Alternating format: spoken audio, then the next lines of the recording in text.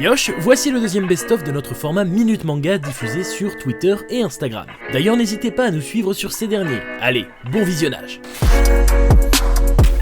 Why Nobody Remembers My World est le nouveau seinen de chez Doki Doki. Écrit par un futur grand nom de la fantasy, cette œuvre nous emmène dans un monde où une grande guerre a fait rage. Celle-ci opposa les 5 races existantes et se solda par la victoire de l'humanité, guidée par le grand héros Sid. Les ennemis furent scellés dans de gigantesques tombeaux, dont Kai assure aujourd'hui la surveillance. Malheureusement, le monde change brusquement, comme si quelqu'un ou quelque chose venait de le réécrire. Dans ce monde où Sid n'a jamais existé, des dragons et des démons dominent la surface. Les humains doivent se cacher pour subsister et, étrangement, personne ne semble connaître Kai. En effet, il est le seul à ne pas avoir été réécrit, et il n'a donc pas le choix, il va devoir tout faire pour tenter de remettre le monde tel qu'il l'était avant. On est donc sur un seinen fantasy qui tente une approche différente avec des airs d'isekai. Les personnages sont pour le moment assez classiques, même si je vous avoue que je trouve les design vraiment sympa, en particulier le perso sur la couverture. Fans de fantasy, n'hésitez pas, c'est beau et maîtrisé.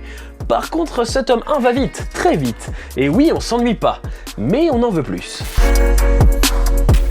Nyanki est édité par Atsushi Okada et publié par Doki Doki. L'auteur a réussi à créer un univers très sympa mêlant les histoires de Furio et la vie quotidienne des chats de rue qui défendent leur territoire. On va suivre l'histoire de Ryosei, un chat balafré à la force extraordinaire. À la recherche de son ancien chef de gang, sur sa route, il va croiser un autre gang qui réfute totalement sa présence sur leur territoire. Après une bonne baston, une alliance se crée contre son gré pour aller porter secours à Mi, une femelle color point, qui s'est fait kidnapper par un autre gang qui aurait des infos sur le chef qu'il recherche. Bref, le choix de caricaturer les chats en humains avec chacun leurs caractéristiques physiques retranscrites avec brio est juste génial. Les personnages évoluent en chat la plupart du temps pour les moments humoristiques et laissent leur place à une doublure humaine pour plus d'impact lors des moments d'action. Terminé au Japon en 6 tomes, Nyanki est dynamique, distrayant et se lit facilement pour passer un bon moment. En plus de ça, des persos stylés, un joli dessin et des chats trop mignons.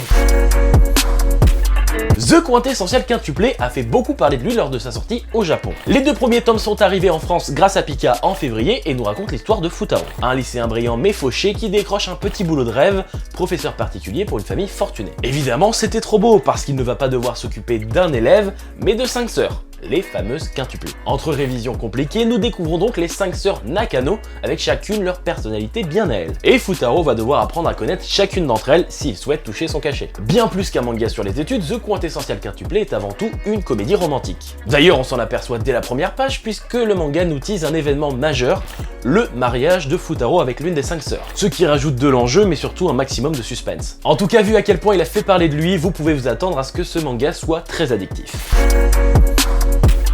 Running Girl, ma course vers les Paralympiques, est le nouveau manga de chez Akata. Celui-ci nous fait découvrir le monde de l'athlétisme vu par Rin, une jeune fille amputée d'une partie de sa jambe droite. Depuis son opération, la lycéenne a bien du mal à retrouver goût à la vie. Mais grâce à sa découverte des lames, des prothèses faites pour les sportifs, la jeune fille va se fixer un nouvel objectif, participer aux Jeux Paralympiques de Tokyo. Tout en utilisant les codes du shoujo, cette œuvre arrive parfaitement à nous retranscrire les émotions de l'héroïne. Tristesse, découverte, joie de vivre, tous ces sentiments qui aident l'immersion dans cet univers qu'est l'handisport. La série ne comporte que 3 tomes et le rythme est soutenu, ce qui ne lui empêche pas d'être maîtrisé. Dès le premier tome, que ce soit les personnages ou les enjeux, tout s'emboîte parfaitement pour former une histoire qui vaut le détour.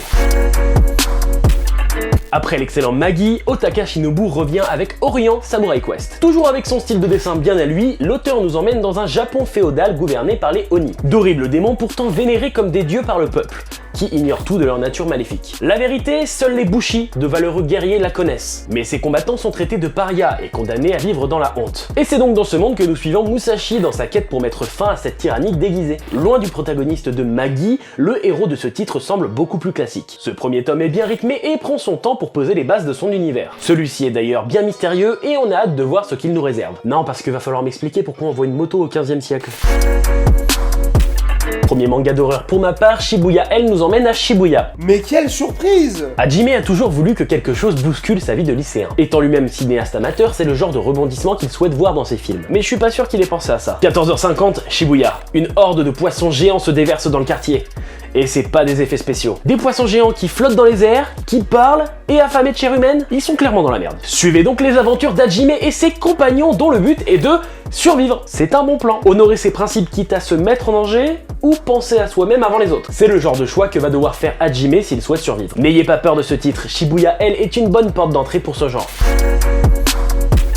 Second Summer Never See You Again est une série courte en 2 tomes qui vient d'arriver chez Doki Doki. L'histoire commence alors que Rin Moriyama est emporté des suites d'une maladie incurable. Sans le savoir, Satoshi Shinohara l'a aidé à réaliser son dernier souhait. Ensemble, ils ont créé un groupe de musique avec lequel ils montent sur scène lors de la fête du lycée. Le concert est réussi et Rin est heureuse. Mais alors qu'elle est en train de vivre ses dernières heures, Satoshi commet une faute a priori irrémédiable. Il lui confie ses sentiments pour elle. Alors que l'œuvre commence dans un mood vraiment sinistre, une étincelle d'espoir jaillit quelques mois plus tard, le jour où il se retrouve à nouveau face à elle. En effet, il est mystérieusement renvoyé dans le passé afin de réparer son erreur. Permettre à Rin de revivre tout ce qu'ils ont vécu, mais cette fois sans jamais rien lui dire de ce qu'il éprouve. Et des œuvres comme celle-là, j'en veux plus. Un concentré d'émotions, des personnages attachants et un rythme maîtrisé. Et tout ça en seulement 2 tomes. Il arrive toujours un moment dans une vie où on a des regrets. Satoshi va pouvoir modifier son passé et faire de nouveaux choix. À lui de choisir lesquels.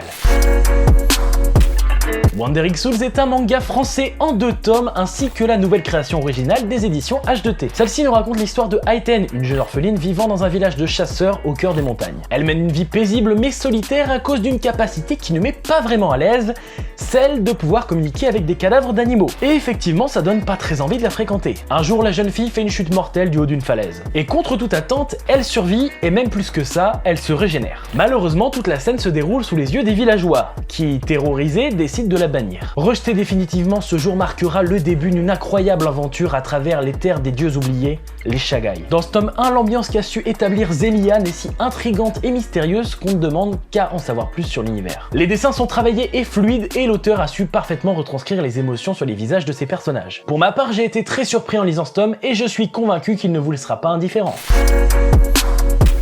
Walking Cat, c'est le nouveau seinen en 3 tomes édité chez Kana. Celui-ci nous immerge dans un monde moderne infesté de zombies. Dans ce premier tome, on suit Jin, un homme de la vingtaine qui fait de son mieux pour survivre seul dans ce chaos. Un jour, alors qu'il approche d'une petite bourgade, il croise un chat blanc. Inquiet de le voir si vulnérable, Jin décide de sauver le chat des griffes des zombies à ses trousses. Après une rencontre avec les propriétaires du chat, celui-ci décide de prendre la route avec Jin. Un chat dans un univers de zombies. Ça paraît fou, et pourtant ça marche. Dans un premier temps, le récit paraît simple et sans prise de tête. Pourtant, on s'attache au protagoniste sans vraiment s'en apercevoir. Et le premier twist de la série va clairement vous faire comprendre qu'elle est pas là pour rigoler. Rien qu'avec le premier tome, on sent que le récit nous réserve de belles surprises. Alors si vous aimez les chats et les morts-vivants mangeurs d'humains, eh bien ce manga est fait pour vous. La collection Sport Addict de Pika s'enrichit avec Swimming Ace, un shonen en 5 tomes. Celui-ci nous présente Eiichiro Mizuno qui, en primaire, était un véritable prodige de la natation. En effet, il battait tous les records grâce à sa croissance précoce. Malheureusement, au collège, ses camarades nageurs ont fini par le dépasser. Et c'est face aux limites que lui impose sa taille qu'il fait le choix d'abandonner la discipline. Quelques années plus tard, c'est au lycée Ohama que 2 personnes vont le faire revenir sur sa décision. Des dessins agréables et dynamiques quand il le faut, saupoudrés d'une histoire simple mais captivante. Du caractère pour des personnages hauts en couleur, le tout dans une série en 5 tomes rythmée à la perfection. En tout cas, ce tome 1. Bref, encore une très bonne idée signée Pika qui nous donnera envie de passer l'été au bord de la piscine.